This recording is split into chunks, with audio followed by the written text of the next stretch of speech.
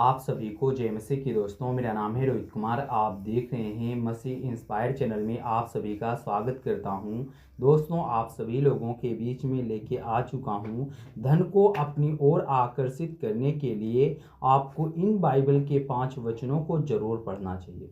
आज हमारे बहुत से ऐसे मसीही लोग हैं जो अपने जीवन में इस बात से लेकर के बहुत ही ज़्यादा चिंता में रहते हैं कि हमारे जीवन में पैसा क्यों नहीं आता। पैसा आता है लेकिन इतनी जल्दी उनके हाथों से निकल जाता है और वो हमेशा अपने जीवन में परेशान रहते हैं, निराश रहते हैं और हमेशा इस बात को सोचते रहते हैं कि प्रभु हमारे जीवन में पैसा क्यों नहीं रुकता। तो मेरे प्रियो, प्रभु का वचन कहता है आप लोगों को अपने जीवन में चिंता करने की जरूरत नहीं है। प्रभु के वचन के तहत अपने आप को, अपने जीवन को व्यतीत करो। प्रभु तुमको हर एक चीज सफल करेगा और तुम अपने जीवन में कभी भी निराश और हताश नहीं रहोगे।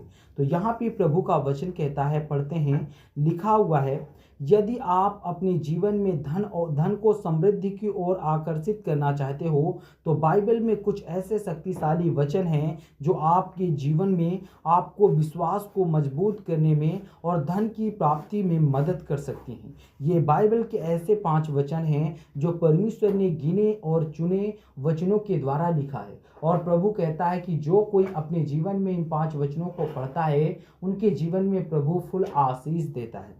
और यहाँ पे पढ़ते हैं, लिखा हुआ है दोस्तों, मत्ती की पुस्तक अध्याय 7 से 7 में लिखा हुआ है, तुम मांगो और तुम्हें दिया जाएगा और तुम खोजो और तुम पाओगे और तुम खटखटाओगे तो तुम्हारे लिए खोला जाएगा।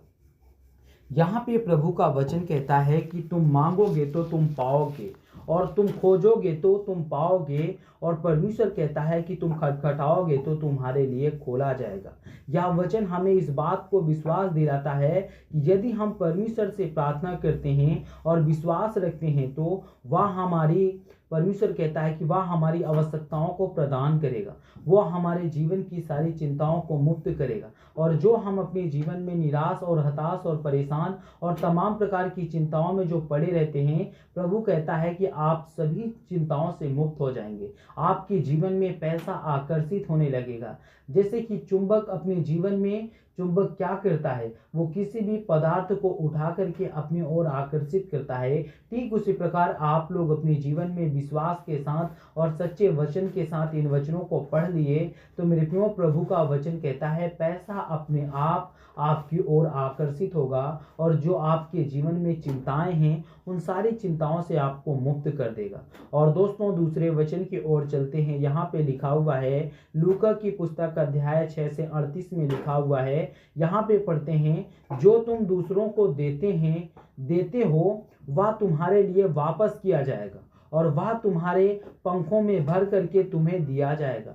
यहाँ पे परमेश्वर का वचन कहता है जो तुम दूसरों को देते हो तो परमेश्वर कहता है कि वह तुम्हारे लिए वापस किया जाएगा और वह तुम्हारे पंखों में भर करके तुम्हें दिया जाएगा, ताकि आप लोग अपने जीवन में जो भी चिंताओं से, जैसे कि पैसों की चिंताओं से जो मुक्त रहते हो, जो परेशान रहते हो, जो हताश रहते हो, मुक्त हो जाओगे। और यह वचन हमें इस बात को याद दिलाता है कि जब हम दूसरों को आशीर्वाद देते हैं और दूसरों की मदद करते हैं तो परमेश्वर हमें उससे कई अधिक आशीर्वाद लौटा करके देता है। यानी कि कोई व्यक्ति अगर आपके सामने कोई चीज मांग रहा है या कोई व्यक्ति आपसे मदद मांग रहा है या कोई व्यक्ति आपसे कुछ मांग रहा है, अगर आप देते हैं तो प्रभु का वचन कहता है कि वो तुम्हें उससे अधिक लौटाएगा। यानी जितना दिया है उससे अधिक वो लौटाएगा। कौन? परमेश्वर।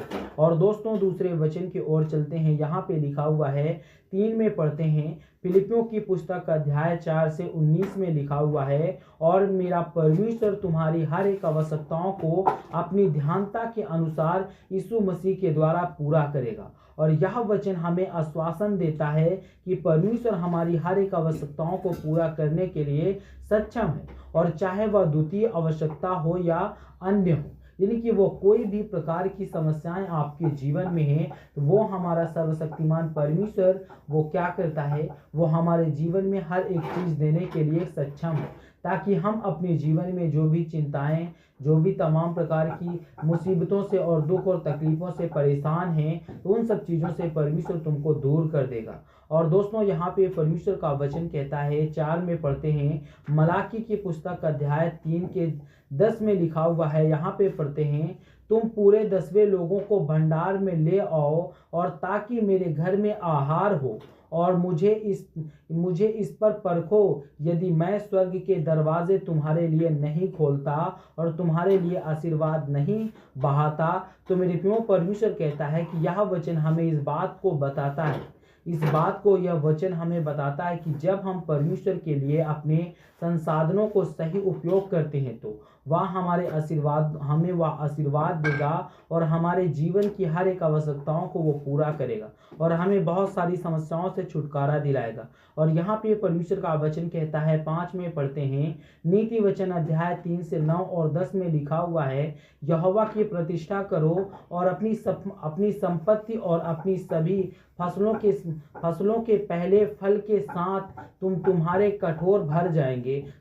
कटोरे भर जाएंगे और तुम्हारी नदी नए दाक मधु से लहलहाती रहेगी। यहाँ पे परमेश्वर का वचन कहती है, यहाँ पे पढ़ते हैं, जब यहोवा की प्रतिष्ठा करते हैं तो अपनी संपत्ति और अपनी सभी फसलों के पहले वो परमेश्वर क्या करता है, फल के साथ तब तुम्हारे जो कटोरा होता है वो भर जाएगा और तुम्हारी नदी जो होगी वो नई हो जाएगी और दाक मधु से वो लबलबाएगा, यानी कि वो क्या करेगा, भरा रहेगा, वो चमकेगा और आपके जीवन में हरियाली आएगी और आप अपने जीवन में खुश रहोगे और आप अपने जीवन में कभी भी निराश और हताश और परेशान और तमाम प्रकार की चिंताओं में जो ग्रसित हो उन सब चीज़ों से दूर कर देगा।